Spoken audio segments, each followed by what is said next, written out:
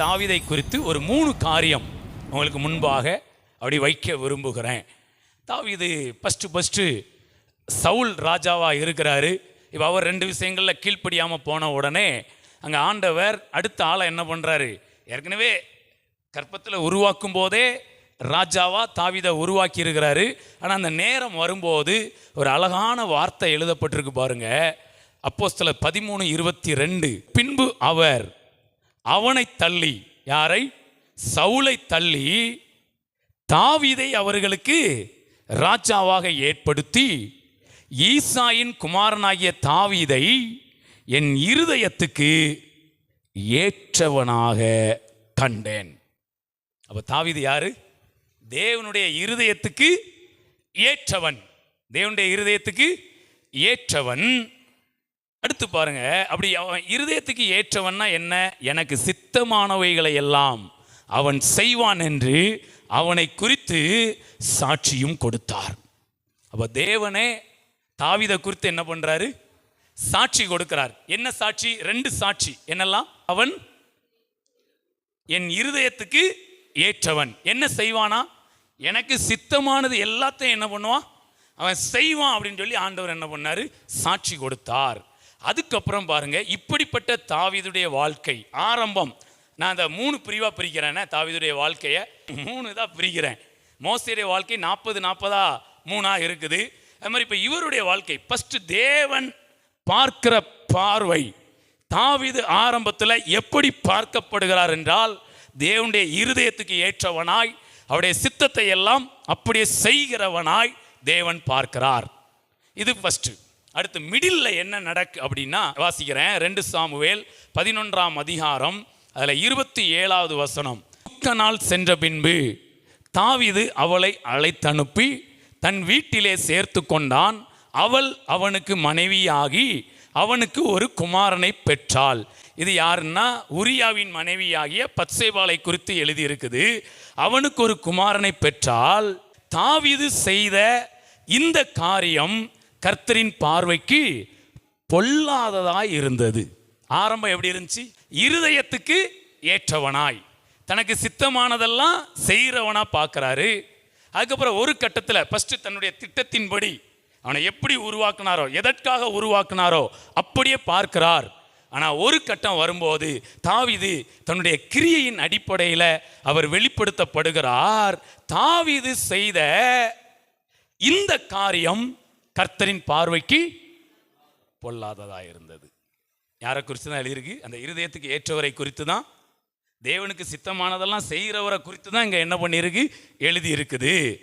எந்த காரியம் பொல்லாததாக இருந்தது அப்படின்னு சொல்லி பார்க்கும்போது ஒரு முக்கியமான காரியத்தை வேதம் பதிவிடுகிறது. ஒரு மனுஷங்க சொன்னாங்கன்னா வேற மாதிரி சொல்லுவாங்க, ஆனால் தேவன் சொல்லும்போது அதை வேறு விதமாக சொல்கிறாரு. பாருங்களேன், எப்போவுமே மனிதர்கள் எப்படி தீர்ப்பு செய்வாங்க? தோற்றத்தின்படி. ஆனால் தேவன் எப்படி தீர்ப்பு செய்வார்? நீதியின்படி தீர்ப்பு செய்வார். Praise God. அதனால தான் ஆண்டவர் சொல்ல, காலம் வருகிறதுக்கு முன்பாக எதை குறித்தும் என்ன பண்ண வேண்டாம், யாரை குறித்தும் என்ன பண்ண வேண்டாம், தீர்ப்பு. இருளில் மறைந்திருக்கிறவைகளை அவர் வெளிச்சத்துக்கு கொண்டு வருவார். இப்ப தாவீதை குறித்து இங்க எழுதியிருக்கு, அவர் பொல்லாங்கு செய்தார், அது தேவனுடைய பார்வைக்கு பொல்லாப்பா இருந்தது. இன்னொரு வசனம் 1 ராஜாக்கள் 15:5 முக்கியமான வசனம் எழுதப்பட்டிருக்கு. தாவீது ஏத்தியனாகிய உரியாவின் சங்கதி ஒன்று தவிர கர்த்தர் தனக்கு கட்டளையிட்டதிலே தான் உயிரோடு இருந்த நாளெல்லாம் ஒன்றையும் விட்டு விலகாமல் அவர் பார்வைக்கு செம்மையானதை செய்து வந்தான். Price God. செம்மையானதை 3 வசனம் ரொம்ப முக்கியமான வசனம். இந்த 3ஐ வைத்து தான் நான் இன்றைக்கு உங்கள் மத்தியில் பேச இருக்கிறேன்.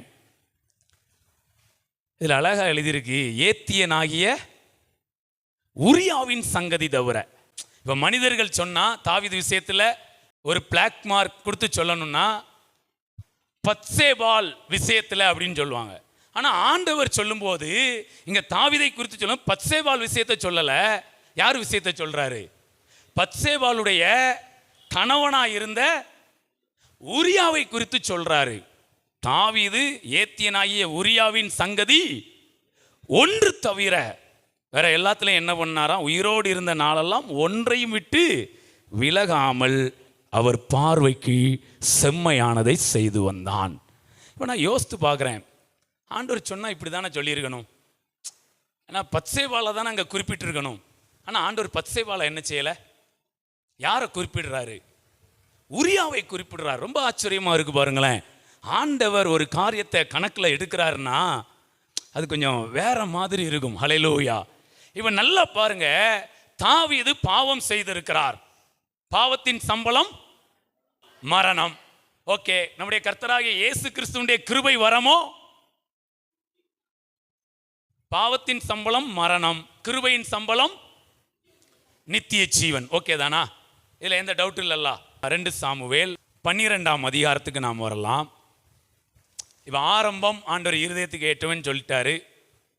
அடுத்து முடிவில் உரியாவுடைய சங்கதி ஒன்று தவிர அப்படின்னு சொல்லிட்டாரு. இப்போ இடையில தாவீது செய்த இந்த காரியம் கர்த்தரின் பார்வைக்கு பொல்லாததா இருந்தது. நான் எப்போவுமே அடிக்கடி சொல்கிறது உண்டு, தவறு செய்கிறது தவறு இல்லை, ஆனால் செஞ்ச தவறை ஒத்துக்கிடலைன்னா அது மிகப்பெரிய தவறு. நான் நினைக்கிறேன் நியாய தீர்ப்பே எதுக்கு அப்படின்னா, தவறு செஞ்சவங்களும் தவறை ஒத்துக்கிட்டாங்கன்னாலே நியாய தீர்ப்பே அடி வாங்கிடும். ஏங்க, ஒருத்தன் தப்பை ஒத்துக்கிட்டான், பிறகு எதுக்கு அங்கே போய் நின்றுக்கிட்டு நியாய விசாரணை? தீர்ப்பு வேணால் கொடுக்கலாம், ஓகே. இப்போ தப்பை ஒத்துக்கிட்டான், தீர்ப்பு என்ன தீர்ப்பாக தான் இருக்கும்? நல்ல தீர்ப்பாக தான். ஹல்லேலூயா. அப்போ அங்கே பயத்துக்கே இடம்.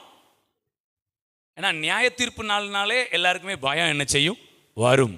அப்போ நான் சொல்கிறேன், நீங்கள் நியாய தீர்ப்புக்கு தப்பித்து கொள்ளணும், அதாவது ஆக்கினைக்கு தப்பித்து கொள்ளணும்னா நம்ம சின்ன சின்ன தவறோ பெரிய தவறோ ஒத்துக்கிட்டோம்னாலே அங்கே தவறு எஃபெக்டை இழக்கு, அதற்கான ரிசல்ட்டும் நம்மள என்ன செய்ய முடியாது, வர முடியாது. ஓகே, இப்போ தாவீதை குறித்து இப்படி எழுதியிருக்கு. எது பொல்லாததாக இருந்தது? இதில் நல்லா பார்த்தீங்கன்னா, அங்கே 1 ராஜாக்கள் 15:5 சொல்லும்போது உரியாவின் சங்கதி ஒன்று தவிரன்னு எழுதியிருக்கு. ஆனால் இங்கே சொல்லும்போது எழுதியிருக்கு, அவள் அவனுக்கு மனைவியாகி அவனுக்கு ஒரு குமாரனை பெற்றாள். தாவீது செய்த இந்த காரியம் கர்த்தரின் பார்வைக்கு எது பொல்லாததா இந்த இடத்துல தெரியுதுன்னா, அவளை மனைவியாக்கி கொண்டது கர்த்தருடைய பார்வைக்கு என்னதா தெரியுது? பொல்லாததா தெரியுது. ஏன் ஆண்டவர் இவ்வளவு சீரியஸாக அந்த காரியங்களெல்லாம் எடுக்கிறார் அப்படின்னு சொல்லி நம்ம பார்க்கும்போது, ஏன் அப்படின்னா, ஒன்று இவர் தவற என்ன பண்ண பார்க்குறாரு. நம்ம சூப்பராக வேலை பார்த்தார். என்ன வேலை பார்த்தார் அப்படின்னா, இப்போ ஒரு நல்ல பேரையும் சம்பாதிச்சிட்டாரு. என்ன மாதிரி நல்ல பேர்? ஒரு சேவகன் யுத்தத்தில் என்ன பண்ணிட்டான் சொல்லுங்க, செத்துட்டான். அவன் குடும்பத்துக்கு இவர் என்ன கொடுக்குறாரு? வாழ்க்கை கொடுக்கிறார் அப்படிங்கிற ஒரு நல்ல கோட்டிங்கும் என்ன செய்யுது அவர் மேலே, அவர் அறியாமலே விழுது.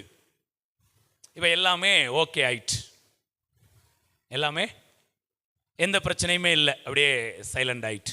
ஆனால் இப்போ பாருங்களேன், ஒரு குண்டு விழுது. இல்லை, தாவீது மேலே ஒரு குண்டு என்ன செய்யுது? என்ன குண்டுன்னா, அங்கே நாத்தானை ஆண்டவர் அனுப்புகிறார். கர்த்தர் நாத்தானை தாவீதினிடத்தில் அனுப்பினார். ஸ்டோரி சொல்கிறாரு. ஒரு பட்டணத்தில் 2 மனுஷங்க இருந்தாங்க. ஒரு ஐஸ்வர்யவான், ஒருத்தன். ஐஸ்வர்யவானுக்கு ஆடு மாடுகள் வெகு திரளாக இருந்தது. தரித்திரனுக்கோ தான் கொண்டு வளர்த்தன்னா வாங்கி வளர்த்த ஒரே ஒரு சின்ன ஆட்டுக்குட்டியை தவிர வேற ஒன்றும் இல்லை. அது அவனோடையும் அவன் பிள்ளைங்களோடையும் இருந்து வளர்ந்து அவன் வாயின் அப்பத்தை, அப்பா பைபிள் எப்படி எழுதுன்னு ரசித்து எழுதும் பாருங்களேன். ஏங்க, வில்லியம் ஷேக்ஸ்பியரா? வாயிலே வரமாட்டேங்க டக்குன்னு, தோத்து பேர் வாருங்க பைபிளுக்கு முன்னாடிலாம். ஆட்டுக்குட்டி அவங்க பாத்திரத்தில் இருந்த அப்பத்தை சாப்பிடலையாம், வாயில் இருந்த. இதை நீங்கள் நல்லா கற்பனை பண்ணி பார்த்தீங்கன்னா, இவங்க இப்படி சாப்பிட்டுக்கிட்டு இருக்கும்போது வாயில் சாப்பாடு வச்சுருப்பாங்களா, இந்த ஆடு வந்து அந்த அளவுக்கு உரிமை கொடுத்து என்ன பண்ணியிருக்காராம், புரிஞ்சிட்டிங்களா? இப்போ இப்படிலாம் வளர்த்துருக்கிறாரு. அடுத்து பாருங்க, அந்த ஐஸ்வர்யவானத்தில் வழிப்போக்கன் ஒருவன் வந்தான். சொந்தக்காரங்க ஒருத்தர் வந்துட்டார், இல்லைன்னா யாரோ வழியில் போகிறவங்க. அவன் தன்னிடத்தில் வந்த வழிப்போக்கனுக்கு சமையல் பண்ணிக்கணும், சாப்பாடு கொடுன்னு நினைக்கிற, நல்லது தான். ஆனால் தன்னுடைய ஆடு மாடுகள் ஒன்றை பிடிக்க மனதில்லாமல் அந்த தரித்திரனுடைய ஆட்டுக்குட்டியை என்ன பண்ணியாச்சான், பிடித்து அதை தன்னிடத்தில் வந்த மனுஷன் சமையல் பண்ணித்தான் என்றான். இப்போ தாவீது டக்குன்னு புரிஞ்சிட்டார். பாவி போய சொல்லுங்க, பாவிப்பையா, இவ்வளவு ஆடு மாடை வச்சுட்டு அவன் பாவம் பிள்ளை மாதிரி வளர்த்துக்கிட்டு இருக்கிறான், இவன் எவ்வளவு வம்பு பிடிச்சவனா இருப்பான்னு சொல்லிட்டு இப்போ பாருங்க தாவீது, அப்பொழுது தாவீது அந்த மனுஷன் மேல் மிகவும் கோபம் உண்டவனாகி நாத்தானை பார்த்து, இந்த காரியத்தை செய்த மனுஷன் மரணத்திற்கு பாத்திரன் என்று கர்த்தருடைய ஜீவனை கொண்டு அம்மா பயங்கரமா டிக்ளேர் பண்ணிட்டார். தாவீது என்ன பண்ணிட்டாரு? ஏன்னா அவர் யாரா இருக்கிறாரு? ராஜாவா இருக்கிறாரு. அவர் ஒரு டிக்ளரேஷன் கொடுத்துட்டாரு, இதை செய்த மனுஷன் மரணத்திற்கு பாத்திரவான் என்று கர்த்தருடைய ஜீவனை கொண்டு. ஏன்னா அவர் தப்பு பண்ணியிருக்கான், இப்போ அவன் என்ன செய்யணும்? மறிக்கணும். இப்போ பாருங்க, அவன் இரக்கமற்றவனாயிருந்து இந்த காரியத்தை செய்தபடியினால், இந்த வார்த்தை ரொம்ப கவனம்னா இரக்கம் இல்லாமல். ஏன்னா ஆண்டவர் இப்படி தான் ரொம்ப மைல்டு, அந்த நம்ம நினைக்கிற மாதிரிலாம் நினைக்க மாட்டார், எங்கேயோ டெப்த்துக்கு போகிறாரு. தாவீதை கடைசி எங்கே கொண்டு வரனா? இரக்கத்துக்கு கொண்டு வராரு பாருங்களேன். இரக்கமற்றவனாய் இருந்து இந்த காரியத்தை செய்தபடினால் அந்த ஆட்டுக்குட்டிக்காக நாளத்தனையா திரும்ப என்ன பண்ணணும்? இப்போ நீங்கள் இயல்பா தாவீது நாத்தானும் பேசும்போது எப்படி பேசிடுவாங்கன்னா, ராஜா கும்பிடுறேன் ராஜா, ராஜா போயிட்டு வரட்டுமா ராஜா, நீங்கள் நல்லா இருக்கீங்களா ராஜா, வீட்டில் எல்லாரும் நல்லா இருக்காங்களா ராஜா, நீர் வாழ்க, உம் சந்ததி வாழ்க, உம்முடைய தேசம் வாழ்க, இப்படி நீர் அவர் இவர் அவங்க இவங்கன்னு பேசின நாத்தான். 7வது வசனத்தில் அப்பொழுது நாத்தான், இது நாத்தான் கிடையாது, கர்த்தர் பேசுறாரு நாத்தானுக்குள்ள இருந்து. நாத்தான் தாவீதை நோக்கி, நீயே அந்த மனுஷன், நீயே அந்த மனுஷன். எப்படி இருந்திருக்கும் தாவீதுக்கு? ஏதோ ஸ்டோரி சொல்லிக்கிட்டு இருக்கான்னு பார்த்தா ஹிஸ்ட்ரி சொல்லிக்கிட்டு இருக்கான். ஐயா நாத்தான் சொல்லியிருப்பாரு, டேய் நான் சொல்றது ஸ்டோரி கிடையாதுடா, யுவர் ஹிஸ்டோரி. தாவீதுக்கு எப்படி இருந்திருக்கும்? தூக்கி வாரி போட்டுச்சு. ஏன்னா தாவீது ஒரு தவறு பண்ணார், மறைச்சிட்டாரு, சில காரியத்தையும் பண்ணி ஒரு கோட்டிங்க என்ன செஞ்சுட்டு நடந்துட்டு. ஆனால் அதுக்கப்புறம் பார்த்தீங்கன்னா நாத்தான் மூலமாக தேவன் அதை வெளிப்படுத்துகிறார். வெளிப்படுத்துவது நல்லது. Price God. நீதாம்னு சொன்ன உடனே எப்படி இருந்திருக்கும் தாவீதுக்கு? அப்படியே ஒரு துக்கம் வந்திருக்கும். என்ன மாதிரி துக்கம்னா தேவனுக்கு ஏற்ற. ஏன்னா லௌகிக துக்கம் வந்தா, இப்போ நீங்க பேதுரு சொன்ன வார்த்தைக்கும் நாத்தான் சொன்ன வார்த்தைக்கும் எப்படி இருக்கு? சேம் தானே? யார்ட்ட? அனனியாட்ட சொன்ன வார்த்தை, நீ பரிசுத்த ஆவியினிடத்தில் பொய் சொன்னாய் அப்படின்னு. அனனியா என்ன ஆனாரு? அந்த இடத்துலையே செத்து போயிட்டார். இப்போ ராஜா என்ன ஆயிருக்கணும்? செத்து போயிருக்கணும். அப்போ அனனியாவுக்குள்ள வந்தது லௌகிக துக்கம், தாவீதுக்குள்ள வந்தது தேவனுக்கு ஏற்ற துக்கம். Praise God. இப்போ பாருங்க, அவர் செத்து விழலை, நிற்கிறாரு. ஆனால் பாவத்தின் சம்பளம் என்னது? மரணம். ஆனால் அதுவும் நடக்கலை. ஆனால் எதுவுமே நடக்காதா அப்படின்னா சில காரியங்கள் நடக்கும். இப்போ நல்ல கவனிங்க, 2 கொரிந்தியர் 7:10 எழுதியிருக்கு. அதுக்கப்புறம் தேவனுக்கு ஏற்ற துக்கம் பின்பு மனஸ்தாபப்படுகிறதுக்கு இடமில்லாமல் ரட்சிப்புக்கு ஏதுவான மனம் திரும்புதலை உண்டாக்குகிறது, லௌகிக துக்கமோ மரணத்தை உண்டாக்குகிறது. பாருங்கள், நீங்கள் தேவனுக்கேற்ற துக்கம் அடைந்ததுண்டே.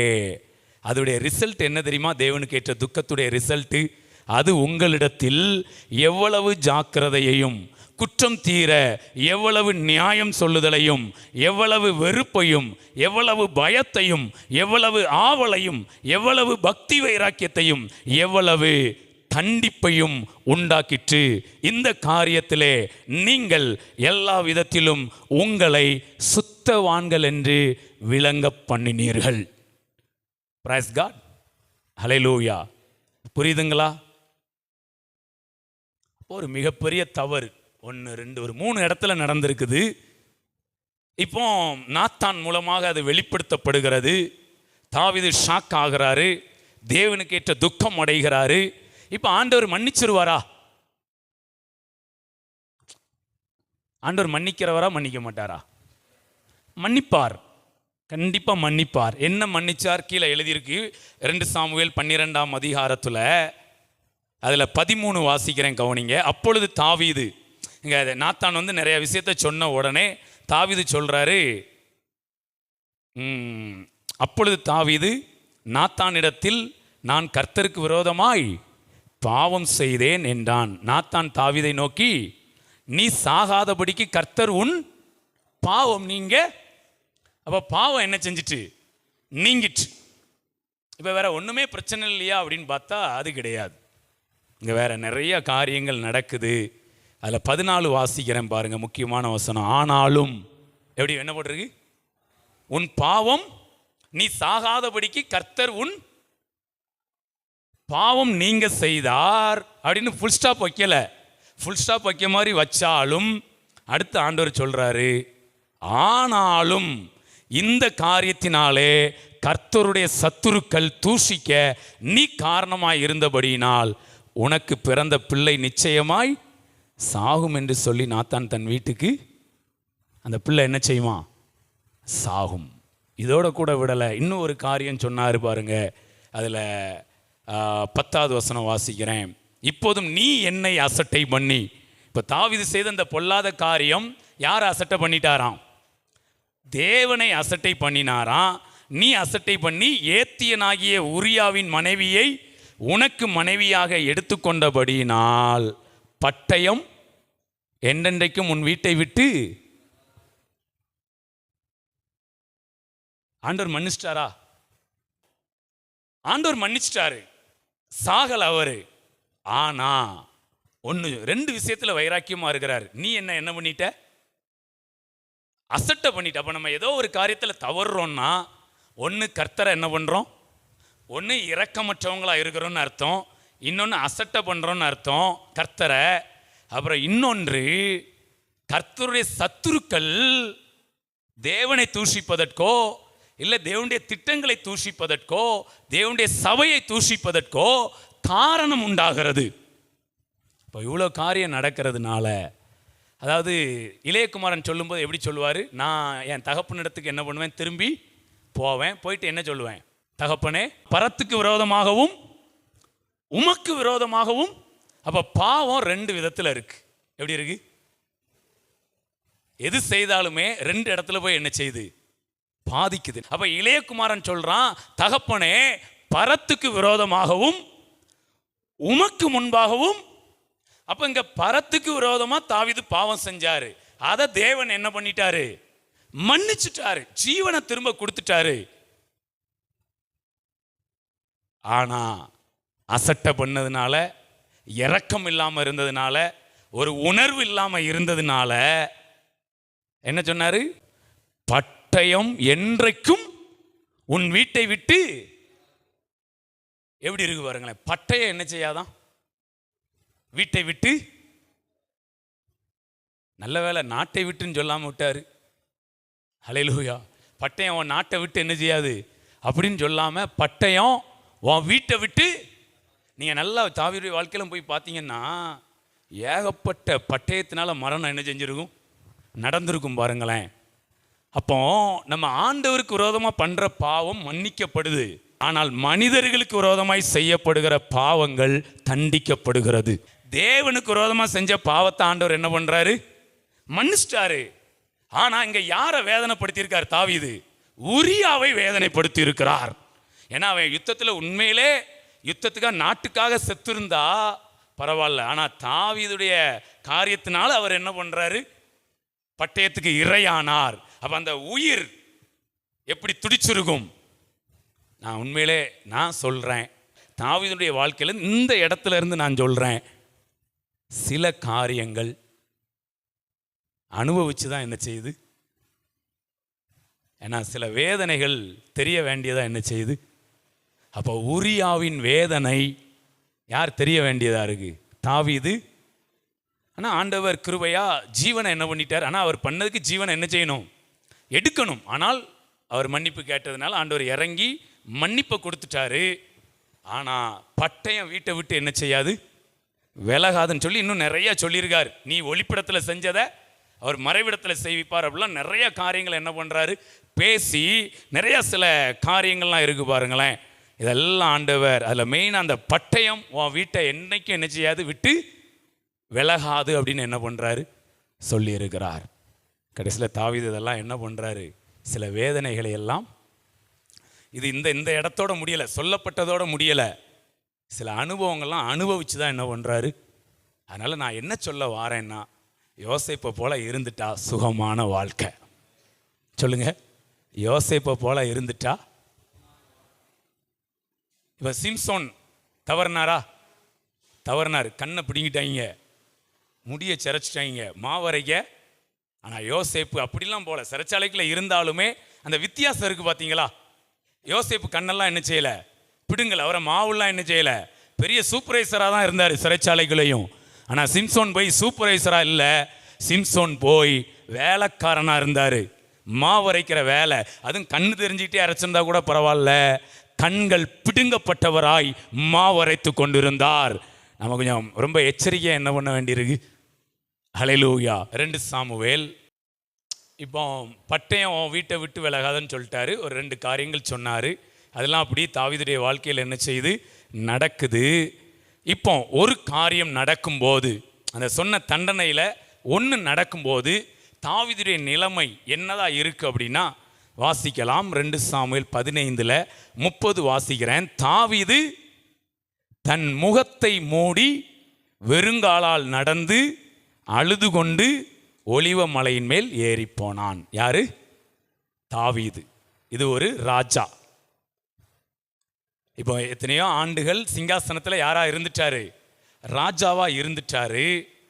இப்போ ரிப்பேர் வேலை என்ன செஞ்சுக்கிட்டு இருக்கு, ஏரோப்ளேன் இப்போ என்ன ஆகிட்டு லேண்ட் ஆகுது. போக வேண்டிய இடத்துக்கு என்ன செய்யலை, போகலை.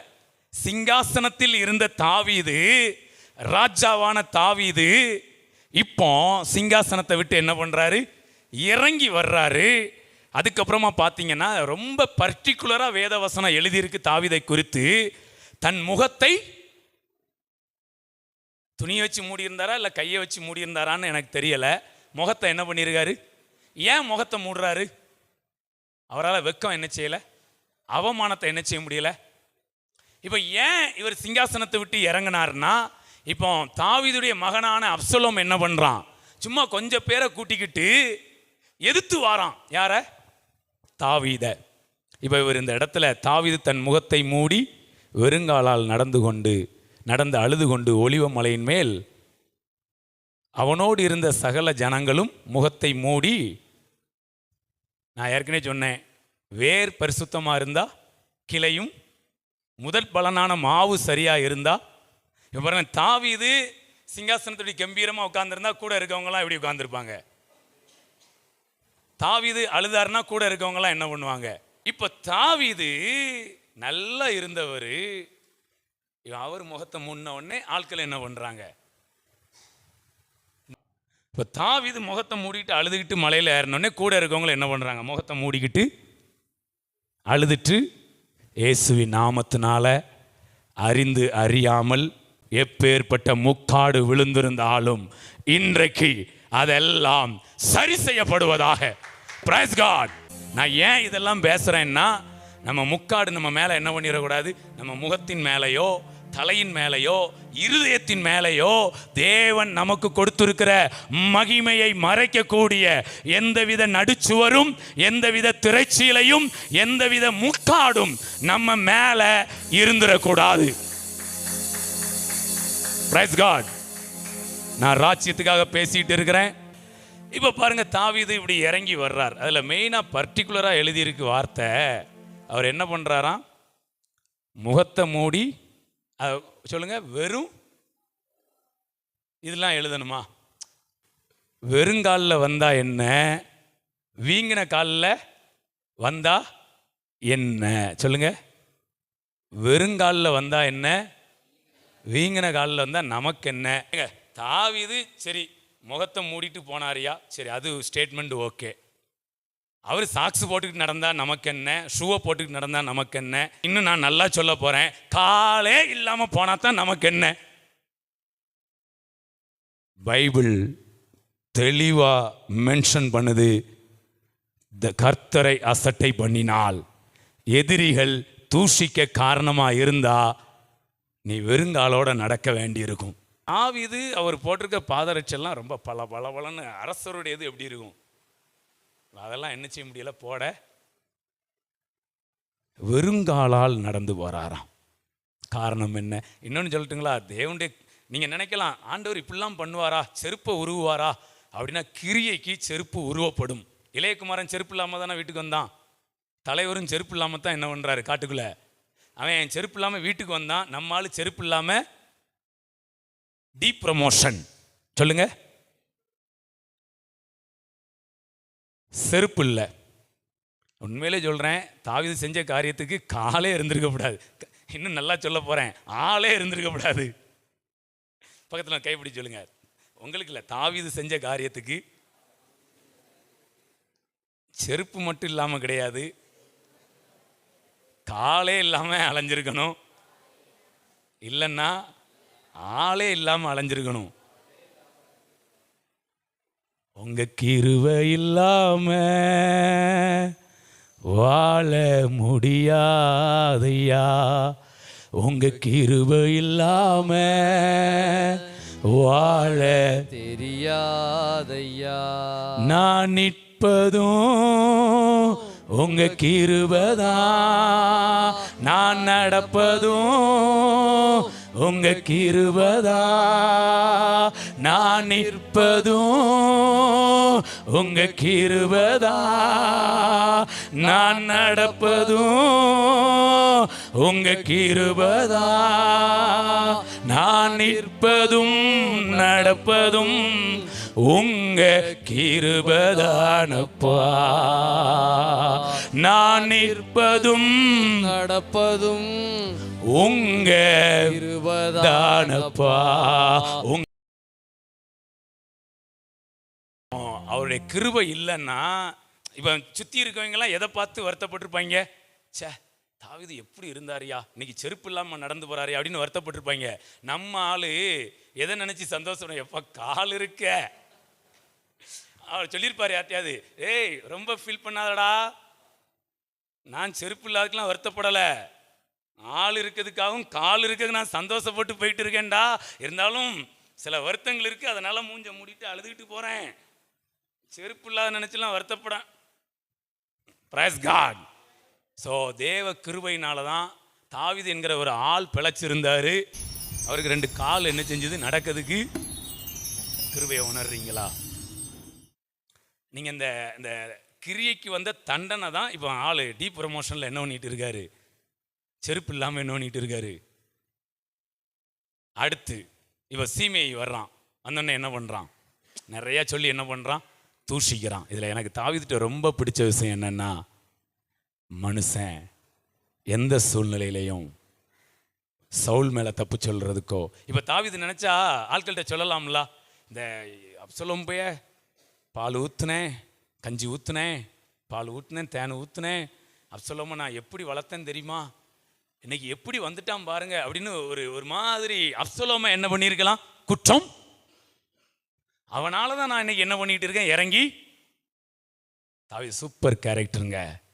எப்படி தகப்பனுடைய இருதயம் அவர்கிட்ட இருந்ததோ அது மாதிரி நல்ல உள்ளுணர்வுக்கு தன்னை விட்டு கொடுத்தார். உள்ளுணர்வுக்கு விட்டு கொடுத்தார். அந்த டீப் ப்ரமோஷன் நேரத்தில், அந்த பிரச்சனை நேரத்தில், அந்த குறைவின் நேரத்தில், அந்த நெருக்கடியின் நேரத்தில் அவர் யார் மேலேயும் குற்றம் சுமத்தாம தன் மீது தவறு இருப்பதை உணர்ந்து கொண்டு அவர் வைலண்டா எந்த வேலையும் பார்க்கல. ஆனால் அபிசாய் வைலண்டா ஒரு வேலையை பார்க்க சொல்கிறான். இந்த செத்த நாய் யாரு, சீமையை யாருங்கிறான், இந்த செத்த நாய் என் ஆண்டவனை எப்படி தூஷிக்கலாம். ஒரு வார்த்தை சொல்ல அவன் தலையை எடுத்துறான். அண்ணே தாவீதுடா, டேய் ஏற்கனவே ஒரு தலையை எடுத்ததுக்கு தாண்டா வெறுங்காலில் என்ன பண்ணிட்டு இருக்கேன், விட்டா ஆளையை தூக்குறதுக்கு வேலை பார்த்துருக்க, பேசாமல் இருங்கடா, யாரும் என்ன செய்யண்டா. எமோஷன். சில நெருக்கடி நேரங்களில், சில பிரச்சனை நேரங்களில் நான் சொல்கிறேங்க, அவங்க இவங்கன்னு கையை காமிக்காம நான் யாராக இருக்கிறேங்கிறதுல நம்ம நின்னோன்னா டீப் ப்ரமோஷனாக மாறும். நீங்கள் இறங்கி போகிற வாழ்க்கையின் பிரயாணம் அது ஏறுமுகமாய் வாழ்க்கை மாறும். தாவீது இந்த இடத்துல ஸ்ட்ராங்காக நிற்கிறாரு பாருங்களேன். சிங்காசனத்தை விட்டு நான் என்ன செய்ய மாட்டேன், போக மாட்டேன் அப்படிலாம் என்ன பண்ணலை. சிங்காசனத்தை விட்டு அந்த தவறுக்கு அவர் பழியை ஏற்றுக்கொண்டு அவர் இறங்கினார். சிங்காசனத்தை விட்டு வெறுங்காலோட நடந்து போகிறாரு. எங்க ராஜா வெறுங்காலோட நடந்து இப்படி அழுதுட்டு போனால் எப்படி இருந்திருக்கும்? சிங்காசனத்தில் உட்காந்துட்டு. காரணம், கிரியை அவர் இந்த இடத்துக்கு என்ன பண்ணிட்டு, கிரியை செருப்பு இல்லாமல் நடக்க வைக்கி, கிருவை காலோட நடக்க வைக்கி, உயிரோடு இருக்க செய்து காலோட என்ன செஞ்சுட்டு இருக்கு. ஆண்டவர் மட்டும் இறங்கலன்னு வச்சுக்கிடுங்களேன், காலுகளெல்லாம் வெட்டி ஆளையும் வெட்டி சாச்சிருப்பார். ஆனால் அவர் இரக்கம் பாராட்டினார். நான் இப்போ உணர்ந்து சொல்கிறேன், நான் நிற்பதும் நான் நிர்மூலமாகாதிருப்பதும் தேவனுடைய கிருபை. Praise God. அதனால தாவீதெல்லாம் கிருபையை பற்றி பேசினா பயங்கரமாக பேசிடுவார். எத்தனை பேர் கிருபையை உணர்றீங்க? நான் ஒன்று சொல்லி முடிக்க விரும்புகிறேன். கடைசி எப்படி போகிறாரு, சீமையை பயங்கரமாக தூசிக்கிறாரு, கல்லெல்லாம் எடுத்து எறிகிறாரு. உண்மையிலே இதெல்லாம் பெரிய மெச்சூரிட்டிங்க தாவீதுட்ட. எதுக்குமே என்ன பண்ணலை, கல் எரியாதன்னு கூட சொல்லலை. எரி, எவ்வளோ முடியுமோ நீ எரின்னு வாங்கிட்டு அப்படியே தட்டி விட்டுட்டு, காயங்கள் பட்டாலுமே அதெல்லாம் கர்த்தருக்குள் தன்னை திடப்படுத்தி கொண்டு உள்ளுணர்வோடு கூட தன்னை சரிபடுத்த ஒரு லெவல் வரைக்கும் ஆண்டவர் அந்த கிரியைக்கான சில கஷ்டங்கள், சில வேதனைகளை அதை அவர் அனுபவித்து முடிக்கிற வரைக்கும், நல்லா உணர்ற வரைக்கும். உரிய அந்த கடிதத்தை கொண்டு போகும்போது எப்படி இருந்திருக்கும் அந்த அனுபவத்தை? இப்போ அப்சலோம் பயந்து போகும்போது அதெல்லாம் அப்படி அனுபவிக்கிறாரு. அது முடிகிற அந்த நேரத்தில் சிங்கம் களம் இறங்குது. அப்படி போயிட்டு இருந்த தாவீது திடீர்னு ஆண்டவர் சொல்லாரு, என் தாசனாகிய தாவீதே, என் இருதயத்துக்கு ஏற்றவனே, நீ இதோட நிறுத்து. இப்போ நீ திரும்பி போ, உன்னுடைய பிரயாணத்தை நான் திரும்ப செய்கிறேன். நீ மறுபடியும் உன் ஸ்தானத்திட்டே நீ விலக்கப்பட்ட ஸ்தானத்திட்டே திரும்பவும் உன்னை நான் கொண்டு வந்து நிறுத்துகிறேன். உன் கிரியைக்கு தக்க தண்டனையை நீ அனுபவித்து தீர்ந்தாயிற்று. ஓ, என் கிருபைக்கான ஒரு நிறைவான பலனை மறுபடியும் உன்னுடைய ஸ்தானத்திலே, உன்னுடைய மகிமையிலே நான் உன்னை கொண்டு வந்து நிறுத்துகிறேன் சொல்லி அப்படியே தாவீதுடைய வாழ்க்கைய, அப்படியே அவருக்கான பாதரட்சை, ராஜ வஸ்திரம், அவருக்கான வண்டி எல்லாம் வருது. அப்சலோமே நடுவானில், பூமிக்கும் வானத்துக்கும் நடுவாய் தூக்கி விட்டுட்டு, அதாவது கிரியைகளை தூக்கி விட்டுட்டு ஆண்டவர் ஒரு ஓப்பனை கொடுக்கிறாரு. இன்றைக்கு உங்களுக்கு விரோதமாய் வந்த மனிதர்களை நான் சொல்லலை, கிரியைகள் அது நமக்கு உள்ளே இருந்து வந்திருக்கலாம், வெளியில இருந்து வந்திருக்கலாம், எல்லாவற்றையும் அதற்கு ஆண்டவர் முற்றிலும் ஒரு முடிவு கட்டுகிறார். அவருக்கு விரோதமாக செஞ்சதை அவர் இறக்கப்பட்டு மன்னித்து விட்டுருந்தாரு. ஆனால் மனிதர்களுக்கு விரோதமாக நம்ம யாரையாவது தெரிந்து தெரியாமல் வேதனைப்படுத்தி இருந்தால் சில காரியங்கள் என்ன பண்ண வேண்டியிருக்குது, கொஞ்சம் கிரியையில் அப்படி அனுபவிச்சு. ஆனால் அதுக்காக நீங்கள் அதிலே இருக்க மாட்டீங்க. ஆண்டவர் உங்களை என்ன பண்ணிடுவார், மேன்மையான இடத்துக்கு. சொன்ன எனக்கு ரொம்ப பிடிச்ச வார்த்தை, ஏத்தியனாகிய உரியாவின் சங்கதி ஒன்று தவிர தாவீது கர்த்தருடைய எல்லா கட்டளையின்படியும் அவர் கர்த்தருக்கு செம்மையானதை அவன் செய்து வந்தான். Price God. ஸோ நான் நம்ம சபையை வாழ்த்துக்கிறேன். ஸோ எல்லாருக்கும் நான் சொல்கிறேன், நாம் கர்த்தருடைய பார்வைக்கு செம்மையானதை செய்கிறவர்களாக இருக்க ஆண்டவர் நமக்கு கிருபைகளை பெருக பண்ணுவாராக. Price God. நாம் இழந்து போன ஸ்தானத்தை, இழந்து போன மகிமையை எல்லாவற்றையும் திரும்ப பெற்றுக்கொண்டு நம்முடைய கிரியைகளுக்கான வேதனைகள், கஷ்டங்கள், அதுக்கெல்லாம் இன்றைக்கு ஒரு முற்றுப்புள்ளி வைத்துவிட்டு அவருடைய ஸ்தானத்திலே அமர்ந்து ராஜா மாதிரி என்ன பண்ணணும், போய்கொண்டே இருக்கணும். Praise God. தாவீது கிடைச்ச மேன்மையை பாருங்களேன். ஒரு இடத்துல தாழ்த்தினாரு, இறங்கினாரு. அப்புறம் பாருங்க, ஆபிரகாமின் குமாரனாகிய தாவீதின் குமாரனான இயேசு கிறிஸ்து, ஒரு பிறவி குருடன் கூப்பிடுறான் இயேசுவை. இயேசுவேன்னு கூப்பிடல, தாவீதின் குமாரனே எனக்கு இறங்கும். அப்புறம் நீங்க ராஜாக்கள் புஸ்தகங்கள்லாம் வாசித்து பாருங்க. எவனாவது ஒருத்தன் தப்பு பண்ணியிருந்தான்னா அவனை மென்ஷன் பண்ணும்போது எப்படி சொல்லுமா, இவன் தன் தகப்பனாகிய தாவீதை போல தன் தேவனை உத்தமமாய் பின்பற்றவில்லை. வேற ஒரு ராஜா நல்லா நடந்திருந்தா அவனை பத்தி சொல்லும்போது சொல்லியிருப்பாரு, அவன் என் தாசனாகிய தாவீதை போல கையத்தட்டுங்களேன். மூச்சுக்கு 300 நேரம் தேவன் தாவீது தாவீது, என் தாசனாகிய தாவீது, அவன் உத்தமமாய் நடந்தான், அவன் உண்மையாய் நடந்தான்னு அவர் சாட்சியாய் எழுதி வைத்திருக்கிறார். நான் ஒன்று சொல்லி முடிக்க விரும்புகிறேன். இடையில் வந்த தாவீதின் கிரியை, முதலில் வந்த தேவனுடைய திட்டத்தை அடி வாங்க விடாத அளவுக்கு தேவ கிருபையும் தாவீதுக்குள் வந்த உள்ளுணர்வும் மறுபடி அதை சரி செய்தது. எல்லாவற்றிலும் கர்த்தருக்கு பிரியமானதை செய்தான். நான் உங்களை விஷ் பண்ணுறேன். நம்ம எல்லா காரியங்களையும், நம்ம பேசுகிற காரியங்கள், சிந்திக்கிற காரியங்கள், செயல்படுற காரியங்கள், இது எதுலையுமே நம்ம சில வேதனைகளுக்குள்ளே போகிற மாதிரி இல்லாமல் யோசேப்பை போல நமக்கு நம்ம நெருங்கி வருகிற பாவங்கள், பாரங்கள் எல்லாவற்றையும் உதறி தட்டிவிட்டு கர்த்தரை நமக்கு முன்பாக வைத்து அவர் நமக்கு நியமித்திருக்கிற அந்த ஓட்டத்திலே வேகமாக ஓடப்படாது, பொறுமையாக ஓட கடவும். எழுந்து நிற்கலாமா? எழுந்து நிற்கலாம். Thank you Lord. நன்றி ஆண்டவரே. Thank you Jesus.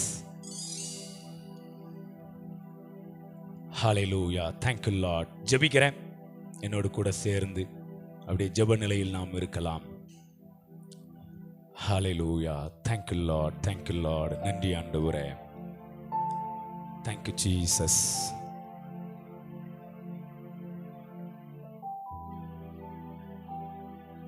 சில நேரங்களில், குறைபடுகிற நேரங்களிலும் உடைய கிருபையை நீர் விளங்க பண்ணுகிறீர் ஆண்டவரே.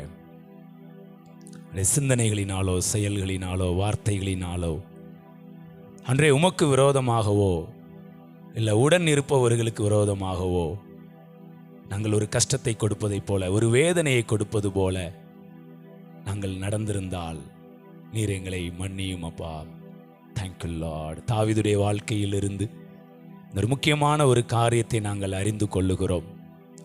தாவீது அந்த நெருக்கடியான நேரத்தில் வேற யாரையும் குற்றப்படுத்தாமல் உள்ளுணர்வினால், ஏன் இது இப்படி நடக்கு, என்ன காரணம், அதை உணர்ந்து அவர் இறங்க வேண்டிய இடத்துல இறங்கி, தன்னை உணர வேண்டிய விதத்தில் உணர்ந்து அவர் உம்மோடு கூட தன்னை வைத்து கொண்டாரப்பா.